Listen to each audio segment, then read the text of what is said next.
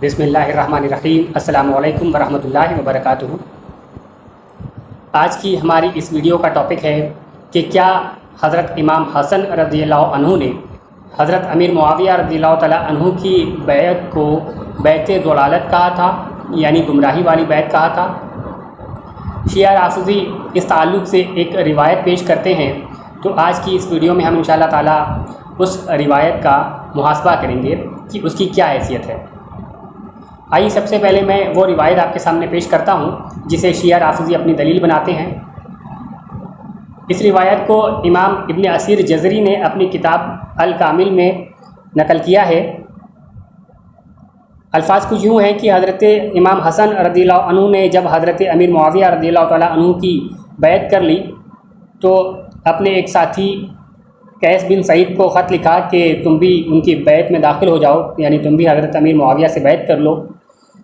تو قیس بن سعید لوگوں کے درمیان آئے اور ان سے کہا کہ اے لوگوں، امام ضلالت کی اطاعت میں داخل ہونا چاہتے ہو، یعنی گمراہی والے امام کی اطاعت میں داخل ہونا چاہتے ہو، یا بغیر امام کے جنگ کرنا چاہتے ہو؟ بعض لوگوں نے کہا بلکہ ہم چاہتے ہیں کہ ہم امام ضلالت کی اطاعت میں داخل ہو جائیں۔ تو یہ ہے وہ روایت جس کو شیعہ اپنی دلیل بناتے ہیں، اور اس کو دلیل بنا کر کے وہ یہ کہتے ہیں کہ امام حسن رضی اللہ عنہ نے حضرت امیر معاویہ رضی اللہ تعالیٰ عنہ کی بیعت کو بیعت ضلالت کہا، یعنی گمراہی والی بیعت کہا ہے۔ سب سے پہلے تو جو بات یہاں پہ میں آپ کو بتانا چاہتا ہوں کہ انہوں نے کہاں پر دھوکہ دیا ہے۔ سب سے پہلا دھوکہ انہوں نے یہ دیا کہ انہوں نے کہا امام حسن نے حضرت امیر معاویہ کی بیعت کو بیعت ضلالت کہا، جبکہ یہاں پر الفاظ ہیں کہ حضرت امام حسن نے بیعت کر لی تھی حضرت امیر معاویہ کی، اور انہوں نے قیس بن سعید کو خط لکھا تھا کہ تم بھی بیعت کر لو۔ تو قیس بن سعید نے اپنی طرف سے لوگوں سے یہ کہا کہ اے لوگوں، تم ایک گمراہ امام کی بیعت کرنا چاہتے ہو یا پھر بغیر امام کے جنگ کرنا چاہتے ہو؟ تو لوگوں نے کہا کہ ہم اس گمراہ امام کی بیعت کرنا چاہتے ہیں۔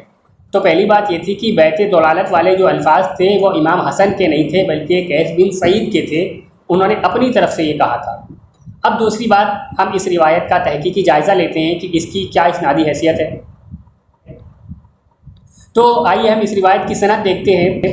اس روایت کی سند کو امام طبری نے اپنی کتاب تاریخ طبری میں جلد نمبر 5 صفحہ نمبر 159 پر نقل کیا ہے۔ اس روایت میں ہمیں دو راویوں پر اعتراض ہے۔ پہلا راوی اسماعیل بن راشد اور دوسرا راوی زیاد بن عبداللہ۔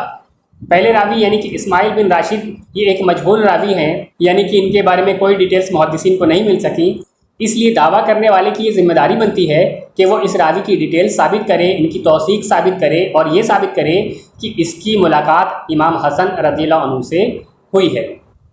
اور روایت کا جو دوسرا راوی ہے یعنی کہ زیاد بن عبداللہ، اس کے بارے میں امام ترمذی اپنی کتاب سنن ترمذی میں حدیث نمبر 1097 پر لکھتے ہیں کہ اس کے پاس بہت زیادہ عجیب و غریب اور منکر روایتیں ہوتی ہیں، اور مزید آگے حضرت وکی کے حوالے سے فرماتے ہیں کہ یہ حدیثوں میں جھوٹ بولتا ہے۔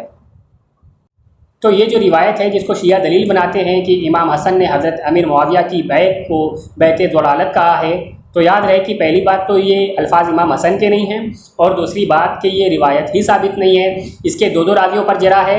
ایک تو وہ راوی کہ جس کا کوئی عطا پتہ نہیں ہے، محدثین کو پتہ ہی نہیں کہ وہ راوی کون ہے، تو ایسے شخص کی بات پر اعتبار بھی کیسے ہو سکتا ہے؟ ہو سکتا ہے وہ کوئی شیعہ رافضی راوی ہو، اس نے یہ بات اپنی طرف سے بنا دی ہو سکتا ہے وہ کوئی کذاب راوی ہو کہ وہ جھوٹ بولتا ہو اور اس نے یہ بات اپنی طرف سے بنا دی ہو۔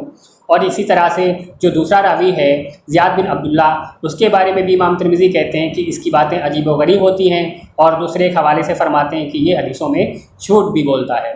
تو ایسی من گھڑت باتوں سے، ایسی بے سند باتوں سے کسی بھی صحابی پر کبھی الزام نہیں لگایا جا سکتا۔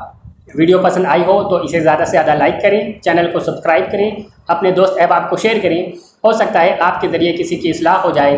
السلام علیکم ورحمۃ اللہ وبرکاتہ۔